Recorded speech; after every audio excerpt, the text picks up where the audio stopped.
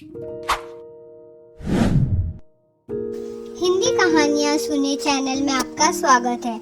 आज की कहानी है गरीब की नवरात्रि।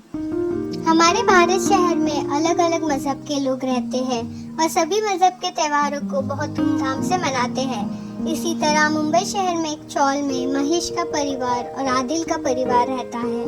महेश और आदिल दोनों का अलग अलग धर्म है, उसके बावजूद वो दोनों बहुत अच्छे दोस्त हैं। एक दूसरे की मदद करना और एक दूसरे के घर उनका आना जाना था।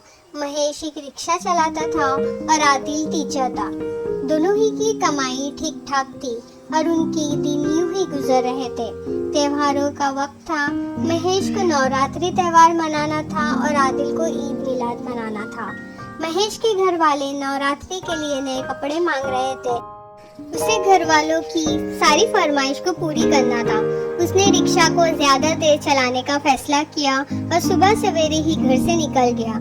उसे अब खाने पीने का कोई होश नहीं था। वो बस बहुत पैसे कमाना चाहता था। वो यही सोच रहा था कि उसे सामने की दीवार नजर नहीं आई और उसकी टक्कर हो गई। उसे बहुत चोटें आई थी और वो बहुत उदास हो गया। उसे अपने परिवार के उदास चेहरे देखकर बहुत दुख होता।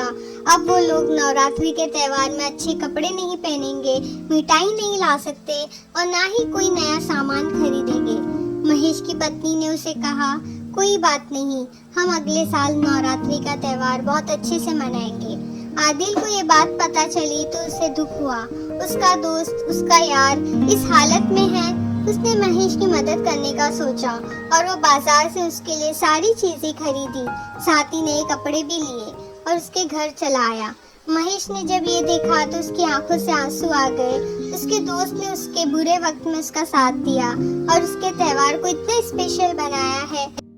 वो दोनों ने मिलकर खुशी खुशी नवरात्रि मनाई और कुछ दिनों बाद जब ईद आई तो उसे भी दोनों ने मिलकर बनाया।